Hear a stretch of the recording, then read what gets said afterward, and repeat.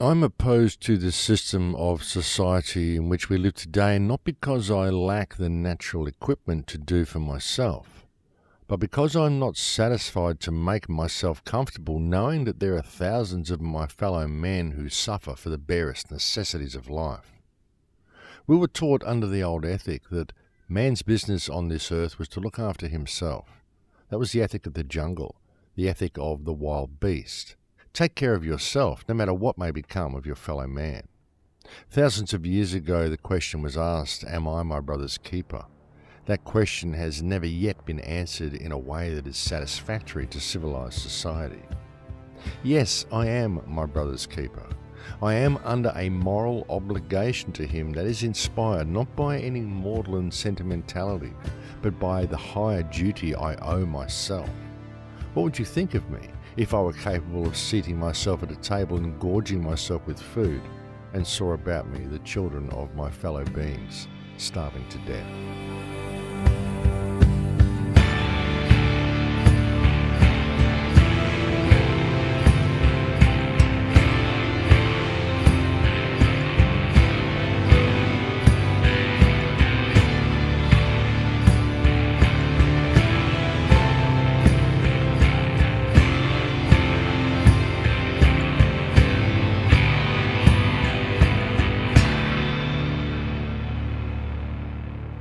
And this week's opening quote comes from Eugene Debs.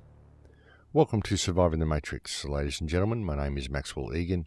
It's a pleasure to be with you once again, and I'll be your host for the next hour. People live within two realities. Even within this reality in which we live, we find that there are actually two completely separate worlds that are overlaid over each other. One world is the real world in which you are alive, you are living flesh. The other world is the corporate world, the corporate system, the fictional paper-based, commerce-based reality which has been superimposed over all of our lives. And we actually function within both of these worlds. Although we are fast becoming locked within the fictional commercial world, very much more than we experience the real world, the flesh and blood world, and it's becoming more this way all the time due to the slow and ever evolving machinations of the corporate system. Now, there's many people that have explained how this system works, how these two realities work, but I'm going to attempt to lay it out here for you today in very, very simple terms. For those people who have been having difficulty getting their heads around it so they can really understand how things are structured and how this society is structured. Now, as many people may know, what we have in the Western world is essentially a system of corporatism. That's what all of our governments are. Everything is corporate. Our governments are corporations, the police force is a corporation, the banks are corporations, it's all corporate. Everything is run as a business, folks. Everything is business. It's actually business that runs the world these days. This is why I don't believe there will ever be a nuclear war, because nuclear war kills all business, and business is what runs the world. But anyway, many years ago, back in 1302, there was a corporate system that was constructed by the Vatican, by a man called Pope Boniface VIII, and he constructed the Unum Sanctum Trust, and this formed the Crown Corporation, which basically began the corporatization of the planet. And understanding that everything functions according to corporate parameters and that everything runs as a business is key to understanding how things work in the world today, and it's key to understanding where you fit into the world today, because believe it or not, you and your family and everything about your life and you yourself are in fact run as a business by the government. You are seen as corporate chattels according to their corporate parameters. There are many people who know this, but for those of you out there who have not been privy to this information, well, this is how it works. It's a corporate system, and you are quite literally chattels within the corporation, which is your country. Now, as I said, there are many people who know this, and there are many, many people who have been attempting to find a remedy to this situation, or at least find a path by which we may navigate ourselves through this system. And many people have had some very, very interesting things to say, and many people who have made some very valuable contributions to the pot of knowledge. But unfortunately, there are also many people who are getting information and they're really not seeing things from the correct perspective, and they're kind of going off half-cocked, and they're getting themselves into quite a bit of difficulty in attempting to navigate their way through the system. And I believe there are certain things that we need to do in order to find safe passage. And let me just explain a little bit to you of how this all works and what's actually going on here.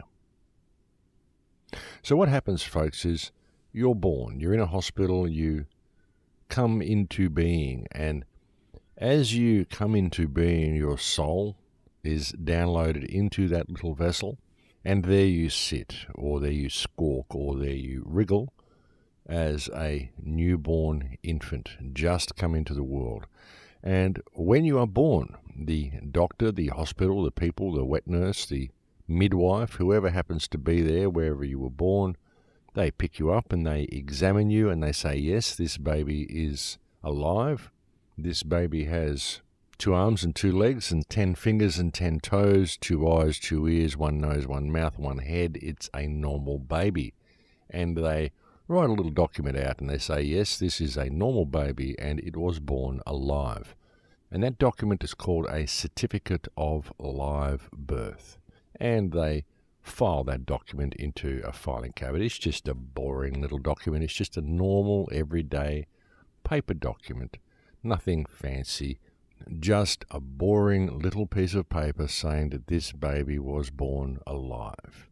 And that is filed within the hospital, and that's there in the living world. And there you are, a new living member of the human race. But what happens then is a few days later, your parents go and register you with the government. And the government provides you with a new document, and this document is called a birth certificate.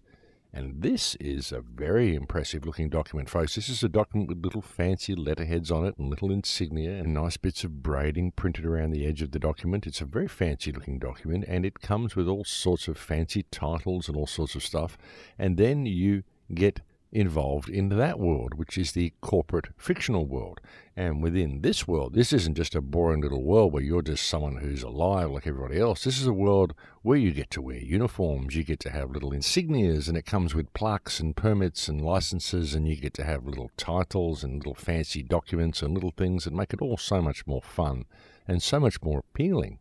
And you get to be able to measure yourself via the parameters that this world provides for you. You can work hard and attain different rungs on the social ladder, and you can get new insignia and new uniforms and little fancy caps and hats and pieces of braid and metal things to hang off you and all sorts of stuff that you can wear, and you can judge yourself by all of these external trappings.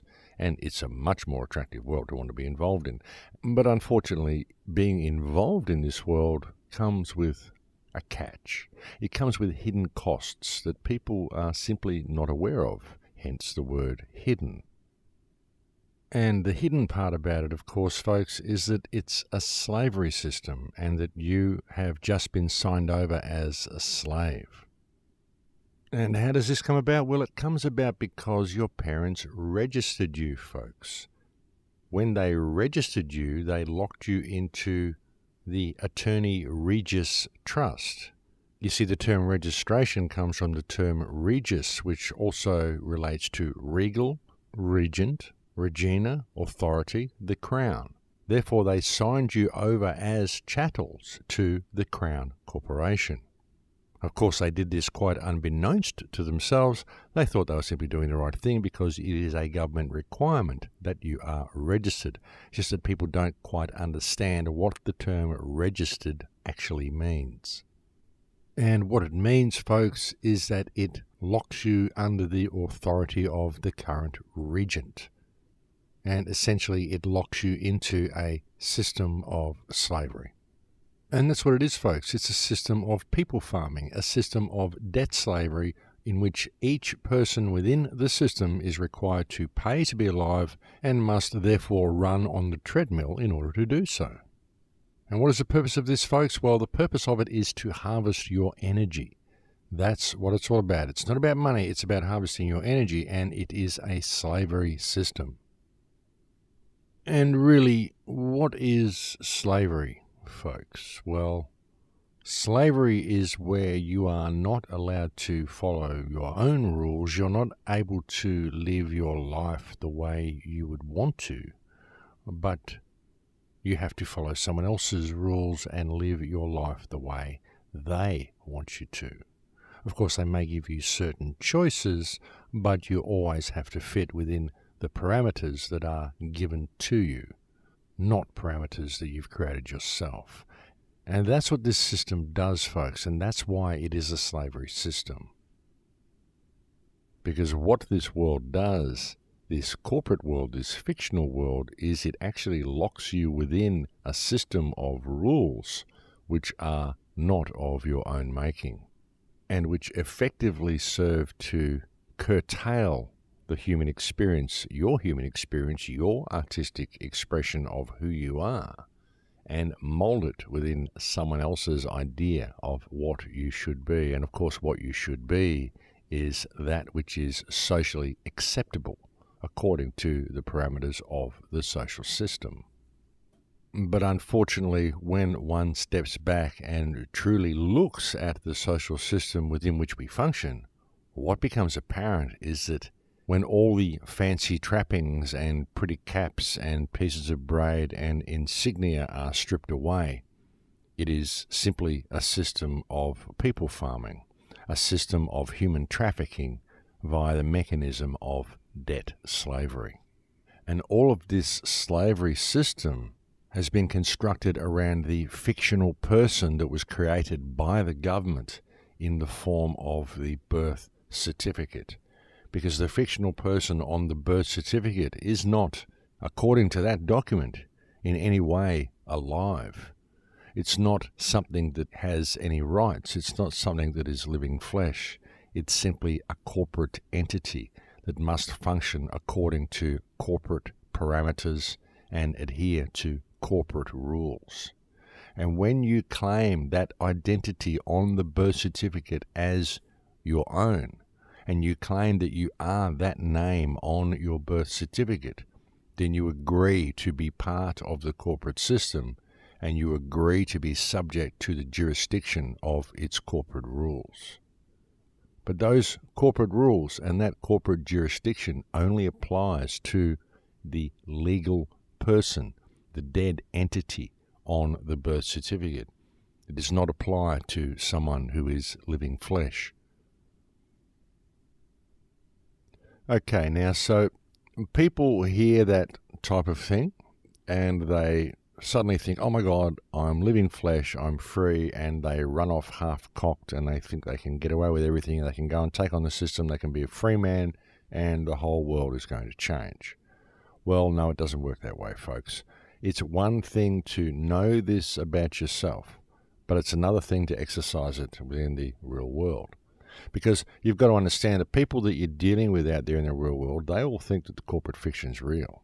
And so they are, in many cases, still adhering to the corporate fiction. And so because there are so many people out there who still believe the fiction is real and who willingly adhere to the parameters of the fiction and will continue to do so, it's very good if people, even if they are aware of whom they are, can operate their lives at this particular time with 1 foot in the fiction and 1 foot in reality. Because you can do both, folks. You can operate within the parameters of the fiction and therefore reap the benefits of what the society has to offer, because there are benefits. I mean, you can put a roof over your head by adhering to its rules to a certain degree, so at least you're not sleeping in a storm drain.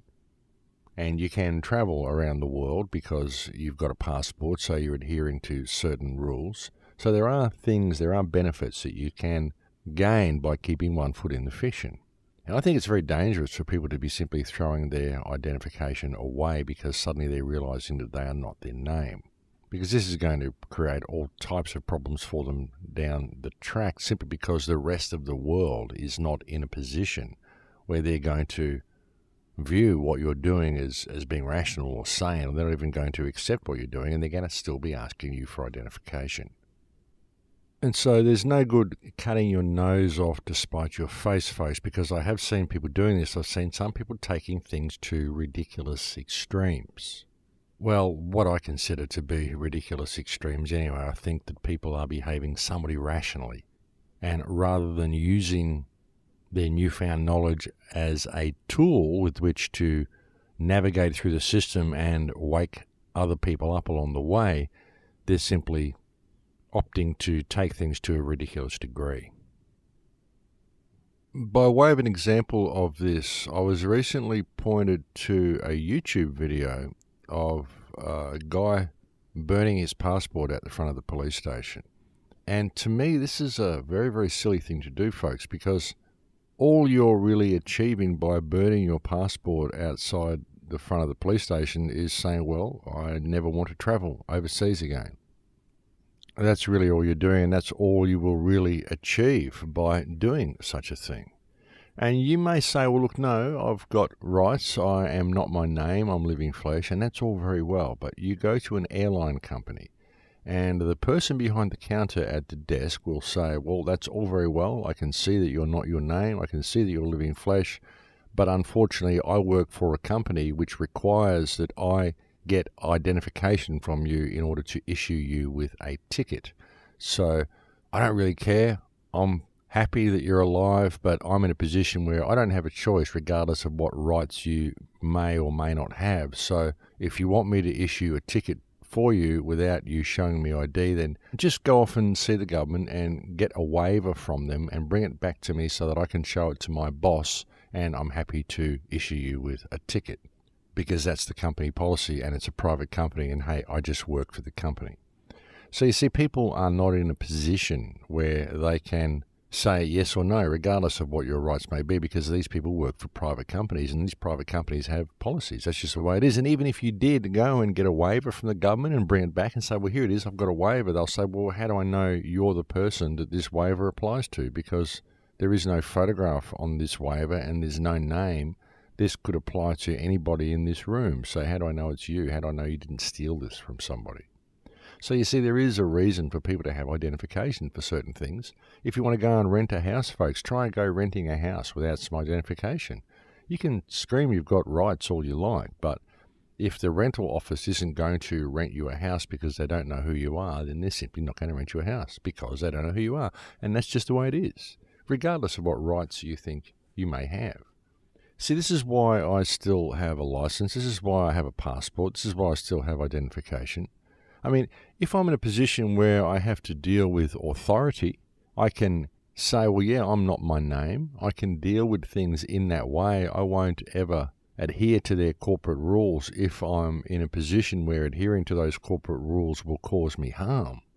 But if by using identification and using parts of the corporate system that are in place, I can gain some benefit to myself or some benefit for others or make my life somewhat easier, then I'm quite prepared to do so.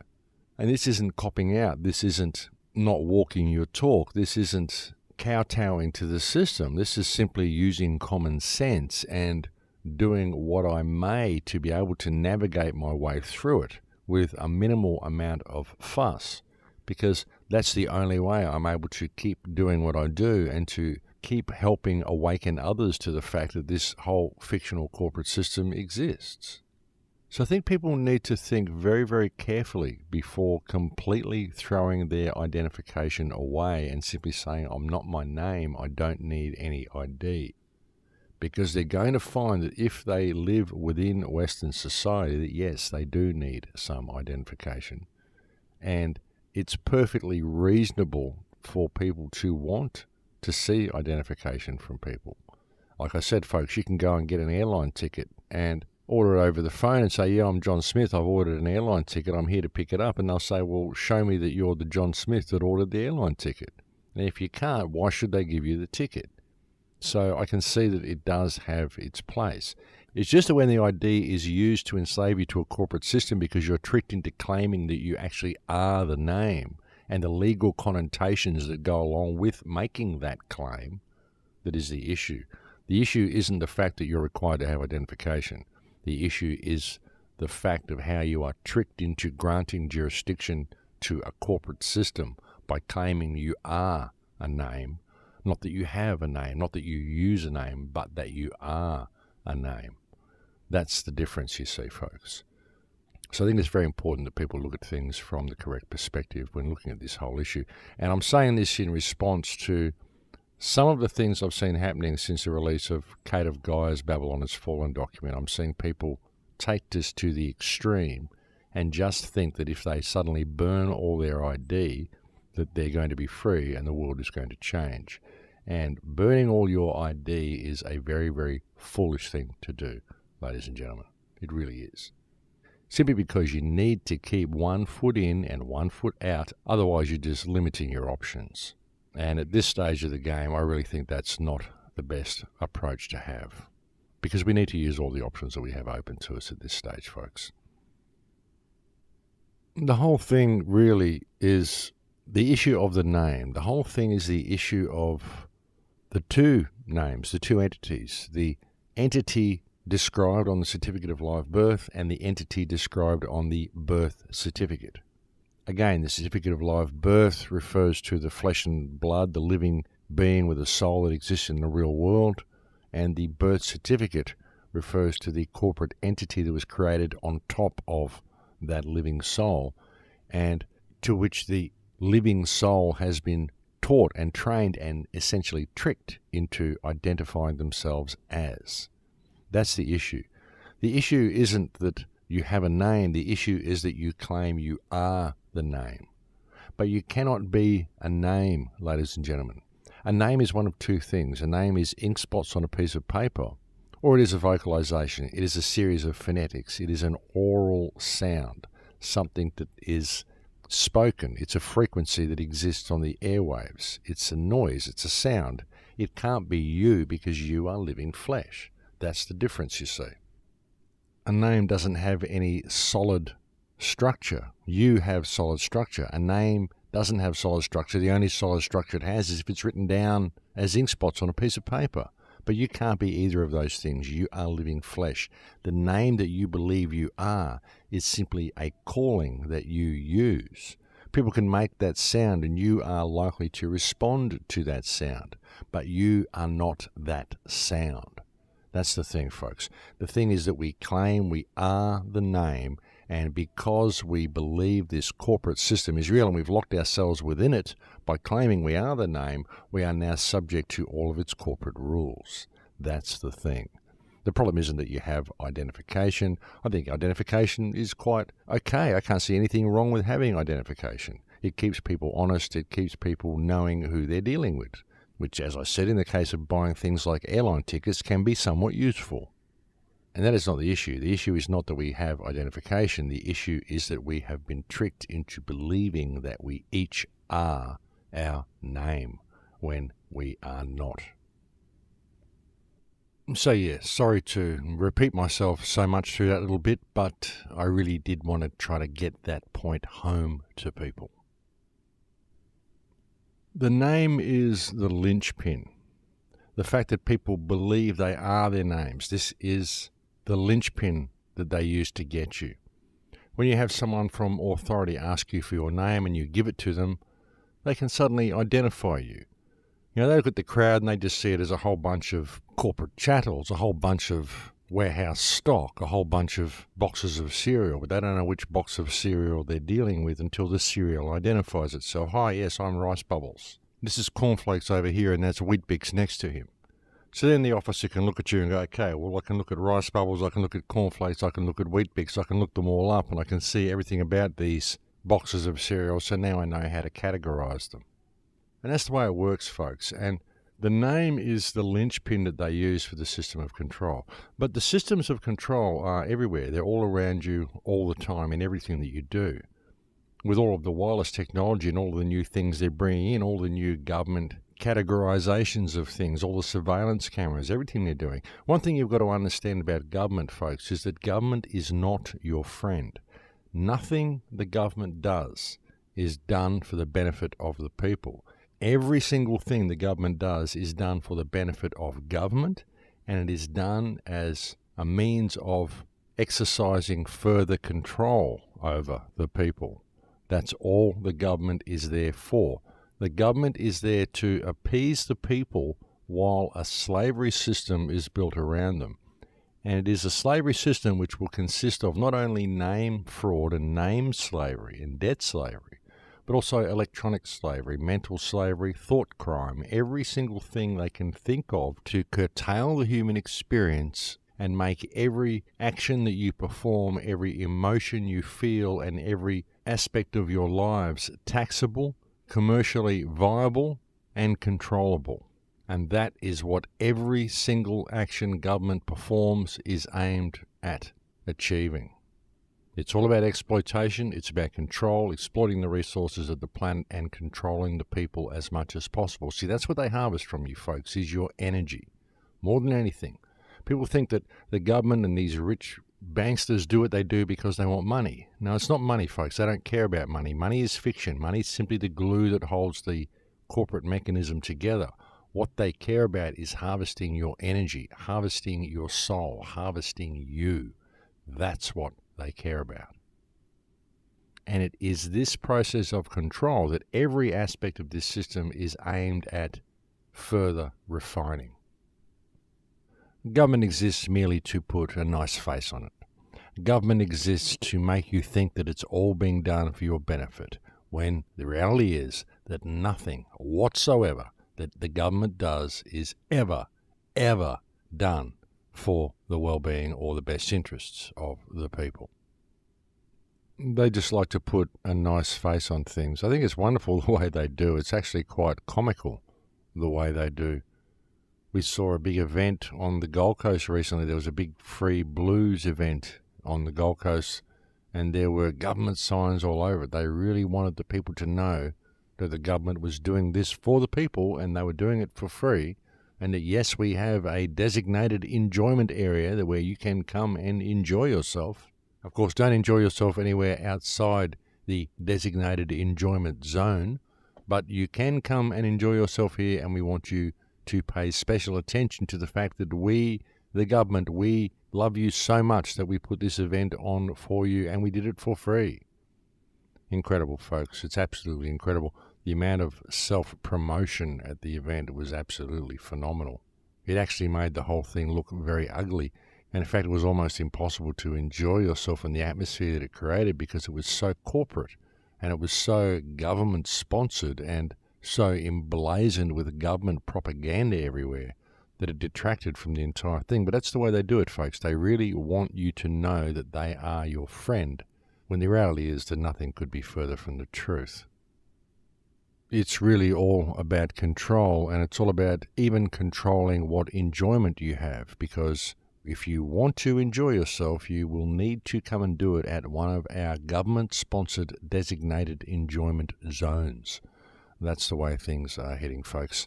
Like I said, the government simply is not your friend, and nothing they do is being done for the benefit of the people. Even if it looks that way on the surface, you can be guaranteed that underneath the surface there is something far more insidious going on. So yes, we have a system of corporatism that has been superimposed over our reality, folks. Now, as I said, there are many people who know this. There are many people who may find the information new. They might find it somewhat startling to realize how this all works. But that's how it works, folks. There are quite literally two realities, one superimposed over the other, and we actually walk in both of them. The question is, how do we extricate ourselves from this corporate system? And this is what we've been attempting to do for so many years now, folks. As I've said so many times, one of the most important things you can do is to question authority at every single occasion that you come across authority. Anyone who claims to have authority over you, you need to question why they believe they have authority over you. You can combat this system, folks, but you've got to do it in the right way. That's why I think it's very dangerous for people just to be out there burning their IDs and thinking they can simply turn their back on it. I mean, great, we could turn our back on the system, and it would be great if everybody did turn their back on the system, but we'd have to do it all together. And meanwhile, until that happens, we need to find a way to navigate through the system and wake people up around us on the way through. And that's what we need to do.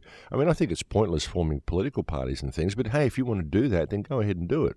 I mean, infiltrate the system and bring it down from within. We need to do it in every way that we can, from within and from without. We need to figure out every single thing we can do which is going to create difficulties and throw spanners in the works of this system. We need to throw everything we can upon the gears and levers and stop the machine from running. That's what we need to do. And it's got to be done externally and internally. And when I say externally and internally, I mean from both without the system, from outside the system, and from within the system. I mean, there are people that are operating within the parameters of the system that are quite awake and are working to undermine things from within, and I think that's a good thing. I think we need to approach it from all angles. But of course, we need to do the internal work on ourselves as well. That's the big issue, folks.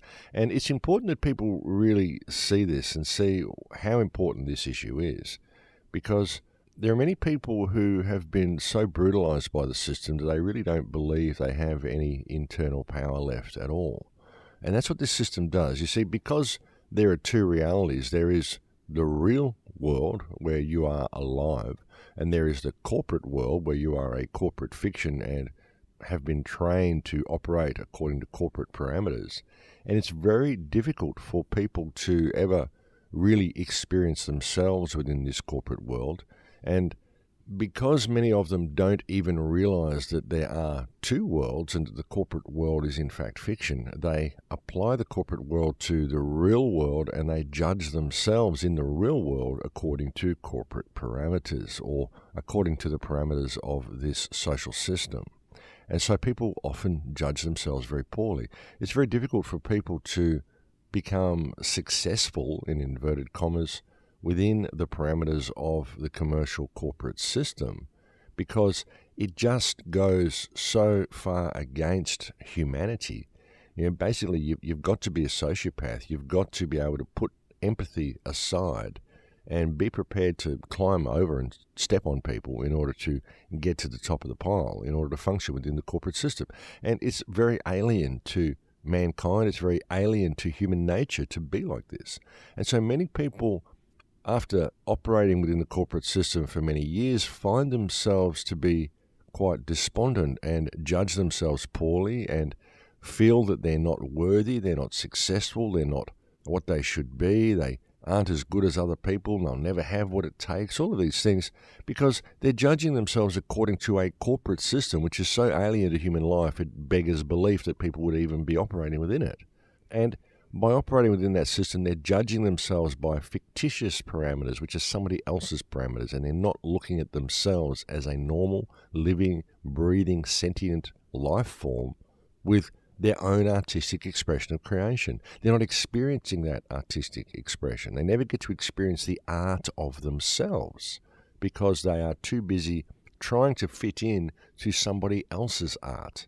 Because that's what the corporate system is. It is the art of the psychopaths who run the world. That's what they do. They've created this artistic statement of their reality, and they've trained everybody to operate within its parameters.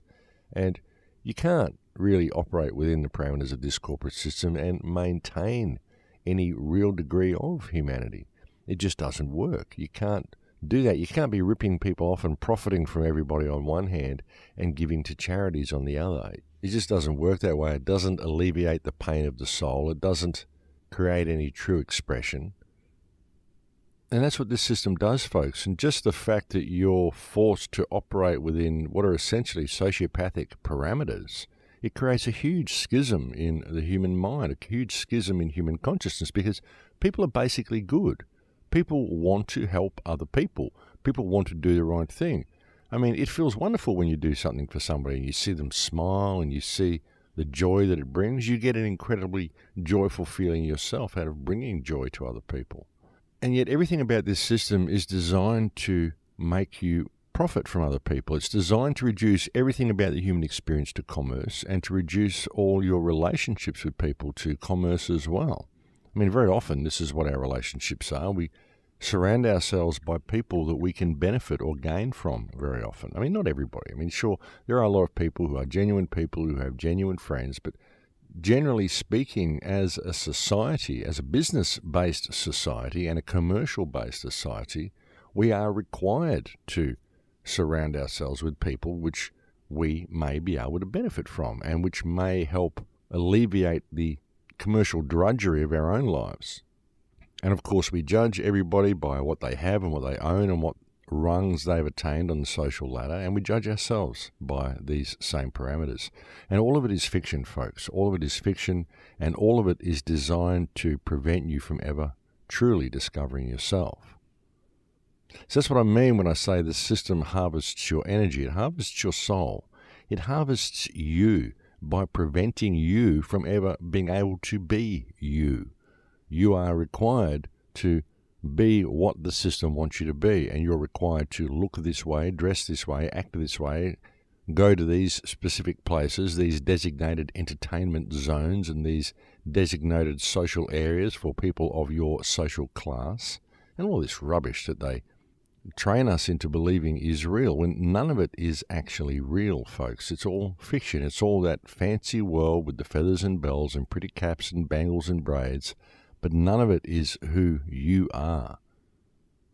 And that's the world that people are forced to operate within. And if you're a caring person and you're a person who feels a lot for other people, then you're probably not one who places much value on the braids and bells and feathers and pretty caps and nice documents with fancy lettering on them. What you're probably placing more value on is human expression and the soul and the life of people, the light in their eyes. And of course, if that's the way you feel and that is the focus of your attention, then you will never make it, in inverted commas, as a successful business person within this society. And so people judge themselves poorly. And really, when you look at it, what you find is that people judge themselves poorly because they have real human expression, because they have a real caring and giving heart. And so they are not able to function within this corporate world. And so they deem themselves as not being successful. And so they judge themselves as being of lesser worth than other people, often because they are simply a far more caring human being than the people around them, the people who are successful. And this is a terrible thing, folks, that we judge ourselves poorly because of our humanity. And yet that's what this system has trained us to do. And not only that, but we judge other people poorly. Look at that guy. He's a loser. He never made it. He never did anything with his life. And very often it's because he cared enough to step outside the system, and he cared about people too much to be able to rip them off and profit from them. And so he chose to live his life as someone on the outside of society. And that's what many people do, folks. And we judge these people poorly because they have more human potential than business potential. That's a very sad thing. And sure, it's not always the case, but very often it is the case, folks. We don't really look for human qualities in people, not within this business-based society anyway. I mean, we do to a certain degree. We do in our private lives. We do expect people to display human qualities in the real world, in inverted commas, when they go home and they are playing with their kids or mowing the lawn or interacting with their neighbours. But in the business world, we don't expect people to portray human qualities at all. We expect people to function in what is essentially a dog-eat-dog type of environment. And when people are ruthless in business, we praise them for having good business sense. And yet if people were to apply this attitude to real life, it would be basically the attitude of a psychopath. And you'd never survive in real life if you applied business sense to real life. And yet we're forced to operate within this business-based society. And it's like this because we are chattels ourselves. We've been reduced to chattels through the imposition of the corporate entity created via the birth certificate. We were essentially placed into slavery when that certificate was created, and we have been forced to operate under these business corporate parameters ever since. And that's how our energy is harvested, folks. And that's what this big awakening is that we're seeing on the planet, folks. It isn't an awakening to the fact that we've got criminals running the planet, to the fact that our governments are corrupt and all of this sort of stuff, to the fact that the central banking system is probably the most evil thing that's ever been created. It's not people waking up to these unpleasant realities. It's people waking up to the fact that they're alive. People waking up to the fact that they're worth more than this, that life is worth more than this. It's not about business value. It's not about economics. It's not about commerce. That's not what the human experience is for. The human experience is about growth. It's about expansion. It's about experiencing all aspects of creation and all aspects of possibility, because absolutely anything is possible. The only thing that is impossible is that which is limited by human belief. And people are waking up to this. People are waking up to the fact that their ideas are controlled. Their perspective of reality is controlled. Most of their ideas about what reality is and what is and is not possible are other people's ideas that have been superimposed over their ideas. These are like programs that have been installed into the hard drive, which is your body computer. You go to school and that's what they do. They install programs in your hard drive. You watch television. They install new software all the time into the hard drive, into the computer. And people don't have their own ideas very often. They have other people's ideas. They have other people's ideas of what the world should be, other people's ideas of how the world should be run. They have other people's ideas of who and what they are and what they are capable of. But really, ladies and gentlemen, we are capable of absolutely anything. We are capable of creating an incredible world here if we would just choose to participate. But this system doesn't allow us to do that. And that's what people are waking up to. They're waking up to the fact that they are being controlled. And they're waking up to the fact that there has to be a better way. And that there is a better way. You know, what's happening, folks, is that people are realizing that they've never truly experienced freedom before. And they're getting the concept of actual freedom in their heads. It's becoming a reality for people. They can see it in their minds now. They're starting to wonder what true freedom tastes like because they are finally getting the concept of what it is. Because it's something that we've never had. It's something that if we gain freedom for the human experience and we gain freedom for humanity, it will be the first time in any known history that we've ever had anything like freedom. And of course, there are many forces at work to curtail that freedom. As I said earlier, there's an incredible control grid that's been put in place, and I talk about this very often on the shows. It really is a phenomenal control grid that's been put in place. But I don't think it's going to work. I really don't. I don't think human consciousness will be held back that easily because we are simply too random. We just invent stuff all the time. We invent new realities by the minute. We really do. We can create anything we want. And whatever these so-called controllers, these powers that believe they be, think they have up their sleeve, I don't think there's going to be any holding human consciousness back, no matter how much they try. Because everything they bring in, every system of control that they bring in, and every right that they remove from the people simply serves to wake more and more people up. So by making the system as totalitarian as they are bringing about their own demise anyway. And of course, folks, for every action there is an equal and opposite reaction. And we've seen more and more people come to the front line, and we've seen more and more people present new ammunition that can be used in navigating your way through the corporate system.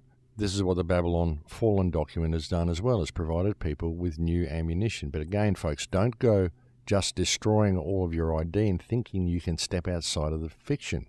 Not completely, not until everybody does. Because, I mean, if you think you can do it and get away with things, well, fine. But I really believe that while the fiction's there, we can use it as a tool to help wake people up, because the people that believe the fiction is real are only going to understand you if you're still standing with one foot in the fiction. That's just what they understand. And so you can't be too extreme in your actions when attempting to wake people up. And it's one thing to say, well, that doesn't matter about them. I'm awake and I'm just going to walk away from them all, because it doesn't work like that. That's the way the world is run. These are the people who run it. And you can't turn your back on it completely, because if you do, they'll simply destroy the world around you and then you won't have anywhere to go anyway. So you need to find a way of getting to the people who work within the mechanism somehow. And I'm not saying that you enter into the system and play by its rules, but you've got to walk the line, I believe, with one foot in and one foot out. Well, that's what works for me anyway. That's what I use, and I've had an amazing amount of success by using this approach. And I don't know anybody who's actually living completely outside of the fiction. I don't know anybody who doesn't use money.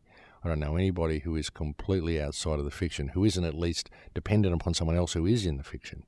So, even people who claim that they are outside of the fiction in this country are usually dependent upon someone nearby who is actually working in the fiction in order to support them. So you've got to look at things a bit more carefully, folks, in your approach to this situation. But I think we are at a turning point. We are finding more and more information coming to the fray. We are getting more and more information and ammunition that can be used in the battle for human consciousness that is currently being waged. And that's a very good thing. I mean, even people waking up to the way the name is being used.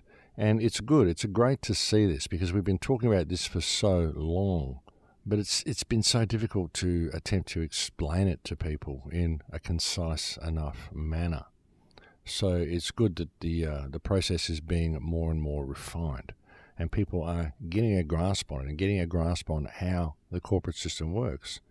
And the beauty of it is that when people become aware of the corporate system, they do see that they are worth more, and they do see how damaging it is to human expression and how damaging it is to life itself.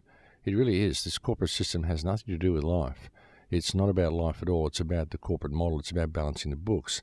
And that's the problem with our governments as well. That's why I've been so down on the governments lately, folks. I really have. The government here in Australia has been annoying the living daylights out of me. And so I've been having a bit of a dig at them lately, simply because I think they deserve it. But then I think all governments deserve it. And as much as I'm down on the Australian government, it's also important to remember that they're puppeteered by the same people that puppeteer the United States government and the Canadian government and the British government and most of the governments around the world, or at least every government around the world that has a central bank. And that's, of course, what the war on terror is about. That's another part of the corporate system as well, folks, for those who don't really realize how that works. The central banking system is quite literally the glue that holds the corporate model together. The corporate banking system, the central banking system, is what's used to enslave countries to debt, and they're very, very clever the way they do it. When you see the IMF delivering an aid package to a country, or the United States delivering an aid package to a country, what they are doing is they are putting that country in a state of unfathomable debt.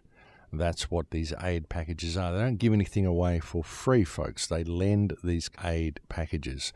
The only country really that I would say they actually give stuff to for free would be Israel, of course, because Israel is basically the private weapons lab run by the Rothschild family anyway, and that's who runs the banking system. So basically it's just the banking system giving money to the people who run the banking system.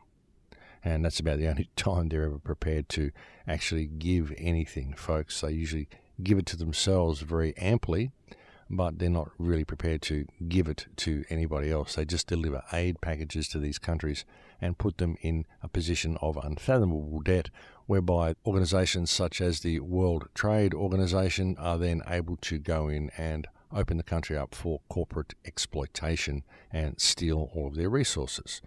That's how they do it, folks, and that process is called an aid package. You know, what people should be doing when they look at these situations is not thinking, oh, isn't it great that we're giving this country an aid package? What they need to do is ask the question as to why the country should need aid to begin with. And you'll find that the reason the country needs aid is usually because of Western corporate exploitation that has happened either to that country or nearby, or some war that's been cooked up by Western corporate interests, because virtually all wars are bankers' wars, folks. They're all fought for commercial reasons. They're not fought for any of the reasons people believe. Most of these wars are simply hostile corporate takeovers, and when I say hostile, well, yes, they're very hostile. People do die in these corporate takeovers, but that's essentially what they are. So rather than giving these country aid packages and thinking that it's great that we are giving them aid packages, we need to ask the question as to what has caused the problem to begin with.